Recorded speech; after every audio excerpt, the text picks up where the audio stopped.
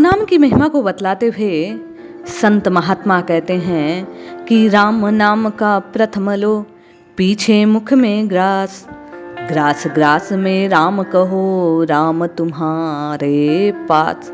राम नाम की ऐसी महिमा है कि राम नाम गाने से, राम नाम का जप करने से राम जी वश में हो जाते हैं।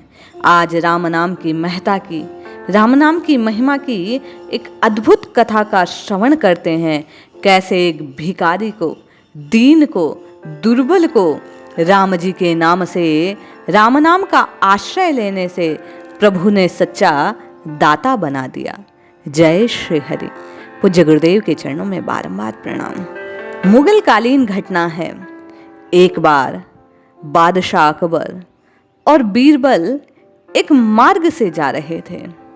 उस मार्ग पर बादशाह ने एक ब्राह्मण को भीख मांगते देखा। राजा ने बीरबल से पूछा, यह क्या, एक ब्राह्मण होकर ये भीख मांग रहा है? बीरबल ने तत्काल उत्तर दिया, महाराज ये पंडित भूला हुआ है। अकबर ने कहा, तो इस पंडित को रास्ते पे लाओ। बीरबल ने कहा, आ जाएगा राजन, थोड़ा समय लगेगा, कृपया कर 3 माह की अवधि दीजिए। राजा ने स्वीकृति प्रदान कर दी। शाम को बीरबल ब्राह्मण के घर गए। ब्राह्मण से विद्वान होकर भीख मांगने का कारण पूछा। ब्राह्मण ने बताया। बीरबल ने सारी बात सुनकर कहा, कल से प्रातः 4 बजे जग जाना और मेरे लिए 2 घंटे हरे कृष्ण कृष्ण कृष्ण हरे हरे, हरे राम राम राम हरे हरे, इस प्रकार नाम जप करना। शाम को 1 स्वर्ण मुद्रा मुझे मेरे पास आकर तुम ले जाना।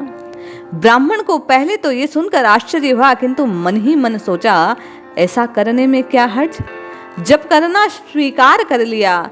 पिछले जन्म में उसके पूरे कुल के संस्कार शुभ थे। 4 बजे उठने और नाम जप करने में उसे कोई कठिनाई नहीं हुई। रोज शाम को 1 स्वर्ण मुद्रिका मिल जाती। धीरे धीरे ब्राह्मण धनवान हो गया। राम नाम का अभ्यास करते करते उसके दिव्य संस्कार जो आज तक दबे पड़े थे उभर गए। कहते हैं ना, राम जी का नाम लेने से अंतःकरण शुद्ध हो जाता है। महामंत्र के जप से उस ब्राह्मण का भी अंतःकरण शुद्ध हो गया। वह नाम जपते जपते प्रभु की शक्ति से मिल गया। एक दिन ब्राह्मण ने सोचा कि यदि बीरबल के लिए नाम जप से धनाढ्य बना जा सकता है तो स्वयं के लिए जपने से लोक परलोक दोनों धनाढ्य हो जाएंगे। ऐसा सोच वह रोज 2 घंटे खुद के लिए भी जपने लगा। भगवान नाम की ऐसी कृपा हुई कि ब्राह्मण की कामनाएं खत्म होने लगी। एक दिन ब्राह्मण ने बीरबल से कहा, आप कृपया सोने की मुद्रिका ना भेजे, अब मैं केवल अपने लिए जप करूंगा। राम नाम की उपासना से मेरा विवेक और वैराग्य दोनों जागृत हो गए हैं। कृष्ण भक्ति की लगन लग गई है। इस लगन ने मुझे अंतस तक चेतन कर दिया है। एक दिन ब्राह्मण ने अपनी पत्नी से कहा, श्री हरि की कृपा से अपनी गरीबी दूर हो गई, सब ठीक हो गया है। अब आप अनुमति दे, मैं एकांत में रहकर राम नाम जप की साधना करना चाहता हूँ। पत्नी साध्वी थी। उसने तुरंत स्वीकृति प्रदान की। पति के चरण में प्रणाम किया। प्रभु को बारंबार प्रणाम निवेदन करने लगे। अब ब्राह्मण देवता सतत प्रभु के स्मरण में रंग गए। साधना फलने फूलने लगी। लोग दर्शनार्थ पधारने लगे। धीरे धीरे बात राजा तक पहुंची। अकबर भी एक दिन बीरबल के साथ महात्मा के दर्शन करने पधारे। वापस लौटते समय अकबर ने कहा, महात्मन, मैं भारत का बादशाह अकबर आपसे प्रार्थना करता हूँ, यदि आपको किसी चीज की आवश्यकता हो तो निसंकोच बतलाएं, तत्काल वह चीज आपको प्रस्तुत की जाएगी। ब्राह्मण देवता मुस्कुराए और बोले, राजन, आपके पास ऐसा कुछ नहीं जिसकी मुझे जरूरत हो। हाँ, यदि आपको कुछ चाहिए तो मांगने में संकोच न करना। बीरबल ने कहा, राजन, पहचाना आपने इनको? ये वही ब्राह्मण है जो 3 माह पूर्व भीख मांग रहे थे। राम नाम के जप ने एक भिखारी को सच्चा दानी बना दिया है। ये सुनकर अकबर के रोंगटे खड़े हो गए, आश्चर्यचकित हो गया। सचमुच मित्रों, ऐसी ही बात है।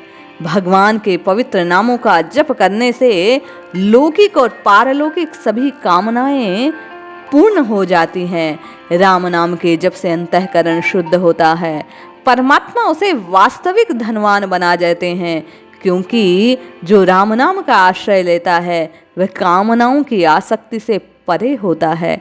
तभी कहा गया, चाह मिटी चिंता गई, मनवा बेपरवाह, जिनको कछु न चाहिए वे ही शहंशाह।